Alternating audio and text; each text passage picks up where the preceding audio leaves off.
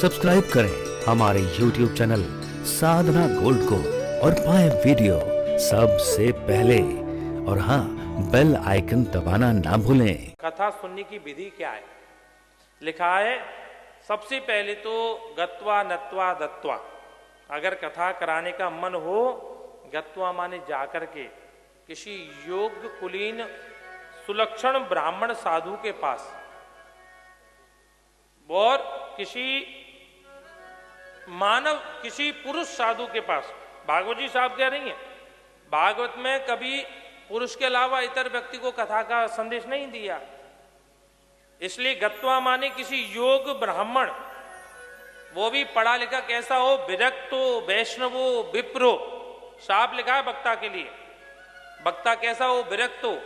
विरक्त माने आसक्ति रहे तो जो पत्र पुष्प फल ठाकुर जी दे दें, भागवत जी दे दें, उसे स्वीकार करे, वो विरक्त होता है। हमें अमुक चाहिए, हमें अमुक चाहिए, वो विरक्त नहीं है, वो तो बंध गया। विरक्तो वैष्णवो। फिर वक्ता भी वैष्णव होना चाहिए। वैष्णव माने राम कृष्ण का भजन करने वाला, राम कृष्ण की कंठी पहनने वाला, राम कृष्ण का तिलक लगाने वाला वैष्णव। और भैया तीसरा है विप्रो, ब्राह्मण कुल से होना चाहिए। हम लोग, कई लोग महाराज जी यज्ञ करते हैं, बोले यज्ञ का फल नहीं मिला महाराज जी। कितनों को देखा है, बुरा नहीं माना इस बात को।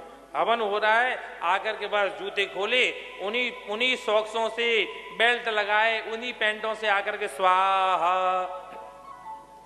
उसी पैंट से भी खड़े खड़े बाहर लघु शंका करके आया, ढंग से हाथ भी नहीं धोए। क्या आहुति लगेगी देवताओं को?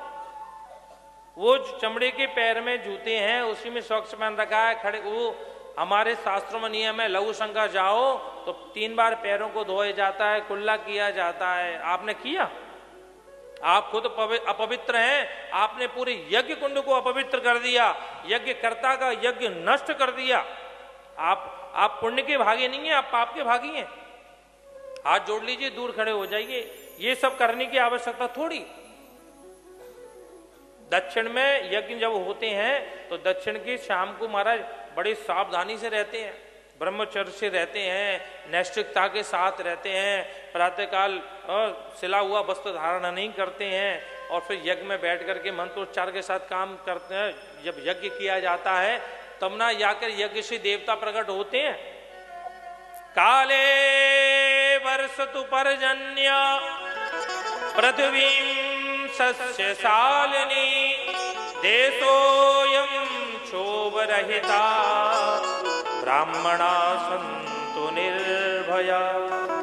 काले वर्षतु पर्जन्य। कोई कुलीन ब्राह्मण अगर वेद मंत्र का सही यज्ञ कर दे तो गारंटी अकाल को भी दूर कर दे। इसलिए हर चीज के लिए एक नियमबद्ध कहा है, मन माना नहीं करना चाहिए। पहले किसी योग्य पात्र के पास जाओ, उनको प्रणाम करो। नत्वा माने नमस्कार करके, दत्वा माने कुछ पत्र पुष्प फल दे करके तब हाथ जोड़कर पूछो, बोले हमें कथा करानी है। अब आप सुंदर सा मुहूर्त बना करके और कथा का सुंदर योग बनाओ। उसके बाद अपने गृह परिवार, नातेदार, रिश्तेदारों को जितना हो उतना बुलाना चाहिए, क्योंकि कथा तो विस्तार का विषय है। जितनों के कानों में जाएगी उतना कल्याण होगा। लिखा है अगर संभव हो तो पयपानम, दूध पीकर ही कथा सुने। बोले महाराज दूध तो मिलता ही नहीं है, गाय पालना तो बंद कर दिया। तो बोले दूध नहीं तो घृतपानम। बोले जब गाय नहीं है, दूध नहीं है तो घी कहां से मिलेगा? बोले घी नहीं पी सकते। अरे घी की पीने की कह रहे हो, यहां तो डॉक्टर ने चिपड़ी रोटी खाने की भी मना कर दी है, सूखी फल का खाना है, बीपी हाई हो जाता है। तो कोई बात नहीं, एक काम करो, फलाहार ही कर लो। बोले महाराज जी ये और विडंबना है। 15 दिन में एक दिन एकादशी आती है, 3 दिन पहले पंडित जी को फोन करके पूछने लग जाते हैं हमारी पहली एकादशी है कि दूसरी एकादशी है। मतलब पहले दिन कई तो जैसे हमको भी फोन करते हैं ना, हम मैसेज भेजते हैं कि हमारी एकादशी कल की है। महाराज जी हमने तो आज कर ली। हमने कहा क्या हुआ? तो कल भी सिंगारे का हलवा ही खाना, खा लो भैया। यही तो एकादशी को करते हैं, और क्या करते हैं? एकादशी का मतलब होता है उपवास करना। उपवासी तो करते हैं, और सिंगाड़े का हलवा, कूटू, ये सब ये अलग विषय है। उपवास का मतलब होता उप माने समीप, वास माने बैठना। 15 दिन में कम से कम एक दिन तो हमारा दिन भगवान के लिए हो, वही एकादशी है आपकी सच्ची।